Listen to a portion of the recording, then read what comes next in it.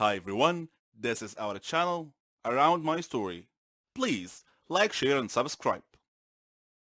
I adore detective adventures and solving puzzles that others can't. I'm crazy about this. I love challenges and mysteries. I'm Ramon, but my father's nickname for me is Megamind.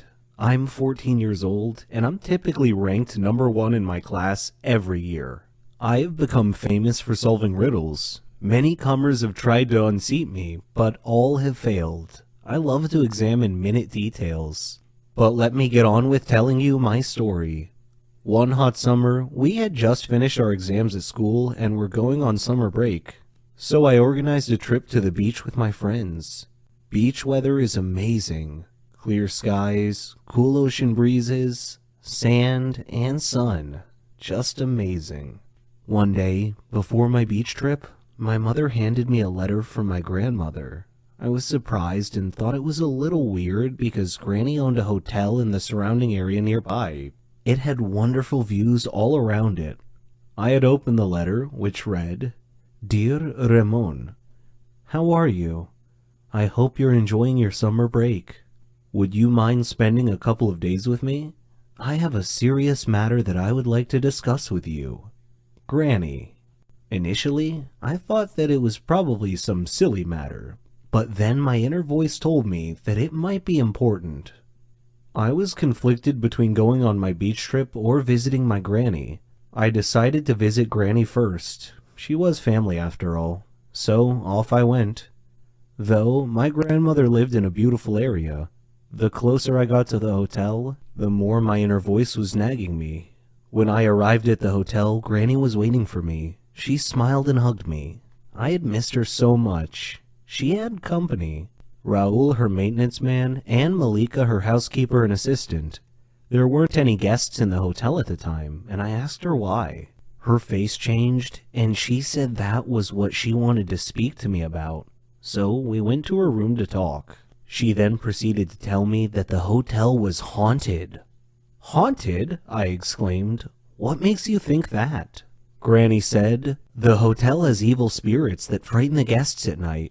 I didn't want to believe it, but I knew Granny was a rational person. I suspected there was more to this than meets the eye, so I decided to investigate this intriguing mystery. On my first night at the hotel, I waited until midnight. Then I lit a candle and walked through the halls of the hotel. There were photos on the wall, and I could hear whispering and the rustle of the leaves outside. It was a little spooky and unsettling, and made my blood run cold.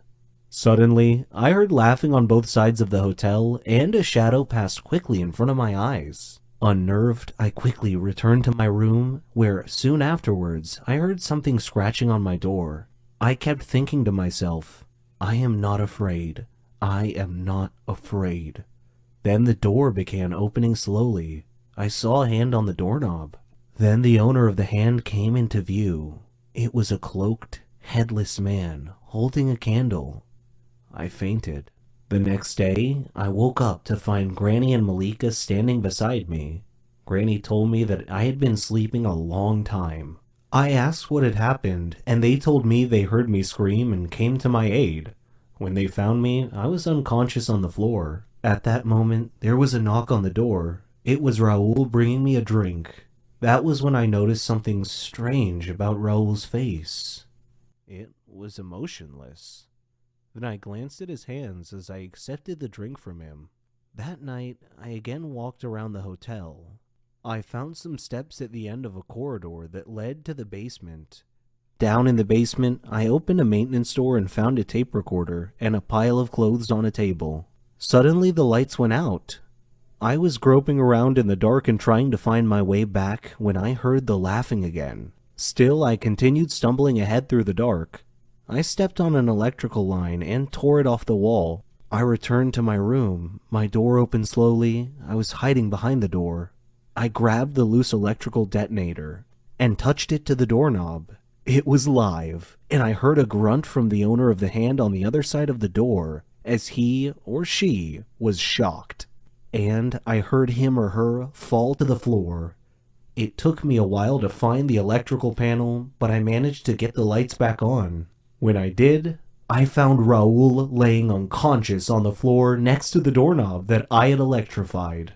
I called Granny and Malika down to the basement. Granny asked what had happened. I replied, "Granny, you really need to screen your employees better. Raoul was your ghost."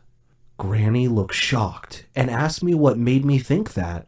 I explained that the hand on my drink today was the same hand I saw on the headless ghost that opened my hotel room door the night before. I also found tools, a tape recorder, and some ghost clothes down here in the basement. In addition, I found the earphones that had been placed around the hotel. Granny was shocked. Raoul woke up about that time, and she grilled Raoul. "Why are you scaring all my guests away, Raoul?" He said, "This hotel used to belong to my family, but you bought it from my grandfather. Well, I wanted it back. Please forgive me." Malika said, "We have to call the police." But I said, "No, wait, I have an idea. Let's renovate and reopen the hotel with a new name. The Haunted Hotel. Our advertising slogan will be, spend a night in a haunted hotel." Raoul can do his ghost thing with the whispers and the laughing. Why, he can even flicker the lights off and on at a random time once or twice a night just to give the hotel a spooky atmosphere. The idea proved to be a big hit. The haunted hotel attracted many tourists and Granny's business prospered. I had a nice holiday and still managed to fit in my trip to the beach on my summer break. Hey everyone, my name is Gwen. My story is different from anything you've ever heard before in your life. We all have grandparents, and we all love them very much. When they die, they leave an empty space in our hearts. It's never easy. My grandpa died a year ago. Before he died, he left me an old weird-looking chest, which I never thought to open before, until today. I opened the chest, but all I found in it were 2 pieces of paper. One of them had only 2 words, Grandpa's house, and the other had a map drawn on it. I thought for a while, then I decided to go to my grandpa's old house and check things out. So, I went to the house. As I took out the key to open the door opened wide. There was no one else there. I was scared, but I was curious to find out more about the map, so I went in. As soon as I got inside, the door slammed shut behind me. I was shocked and scared, but I wasn't gonna back out now. The house looked so creepy and eerie, like it was abandoned for 100 years, and it felt so cold, like standing on ice. I opened the map in my hands and looked around. It showed the inside of the house. I followed the path till I reached a door. When I stood in front of it, it opened slowly on its own. Terrified, I took 2 steps back, but I glimpsed a shadow inside, so I moved forward. I stepped in, but with nothing under my feet, I fell, rolling over down the stairs. It wasn't a room, it was the basement. I tried to get up, but there was something on my legs. Of course, it was too dark to see what it was. Every time I take it off, it falls back again. I looked for my phone, but it wasn't in my pocket. Oddly enough, when I looked again, it was there. I took it out, and I turned on the flashlight, and there was my surprise.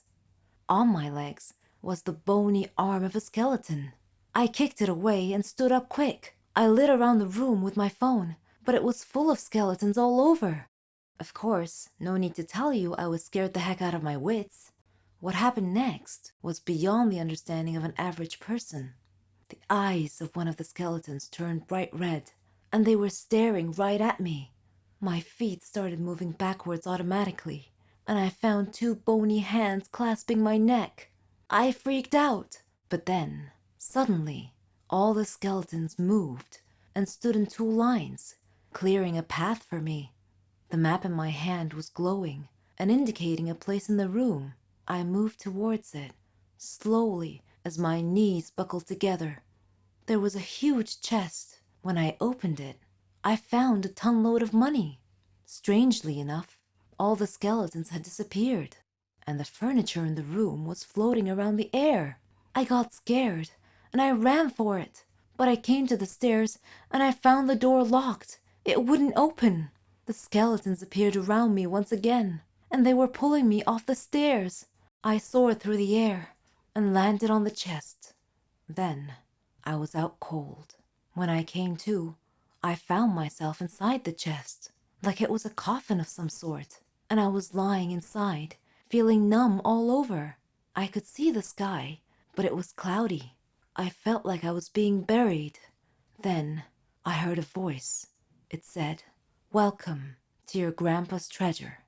This is what happens to people like me, dumb people like me who follow a stupid map to look for their grandpa's worthless treasure.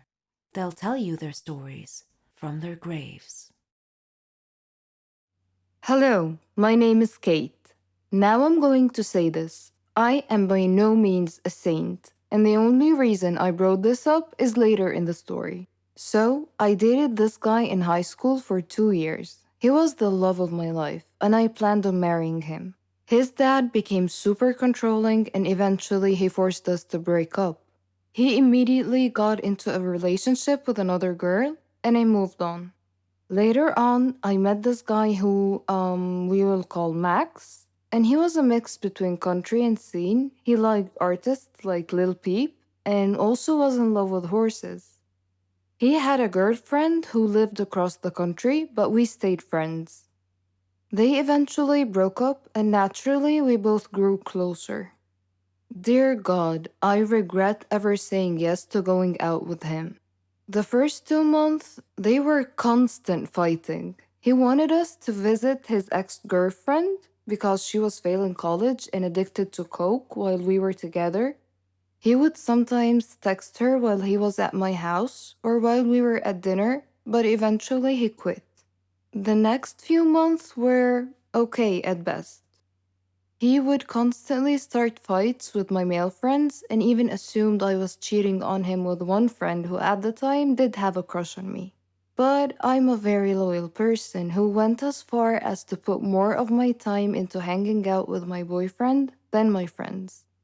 Eventually, we went on a cruise and he got high with a group of girls and kissed one of them. I cut it off and went on to date others. So, he texted me 3 months after breaking up, saying he wants to talk and apologize for what he did. I was still in love with him, so I agreed and we set up a time for when he could come over. I knew instantly when he pulled into my driveway that I was going to regret ever responding. There was no hug, no I miss you, none of that. Instead, he walks up to me, looks me in the eye, and says, "I want to get this out of the way. I've dated a lot of people since we broke up." Yeah, nothing wrong with that. I mean, I did the same when we broke up. So I kind of agreed to being just friends and never go back to talking about getting back together for now. But then comes the bullshit. He calls me one night and says, "Hey, I want to get back with you. Because honestly, wandering around is boring, and I don't want to jump into things instantly. And I was wondering if dating without labels would be okay with you." When I asked him to elaborate, he replied, as in, "I can still go to dinner with other girls, you can go to dinner with other guys, and we'll see what happens." Needless to say, I hung up without saying a word. Told him thanks, but no thanks. You are not who you used to be, and I'm not interested anymore. Bonus chapter. He stopped a few weeks, but he would periodically send me pictures of him at parties or on dates with other girls or pictures of his private areas. Anyways, ever since he has been blocked on everything, but I just thought I would share this with you. This is a shout out to every girl out there. Please find someone that's worth your love and affection, not someone who wants to play with it.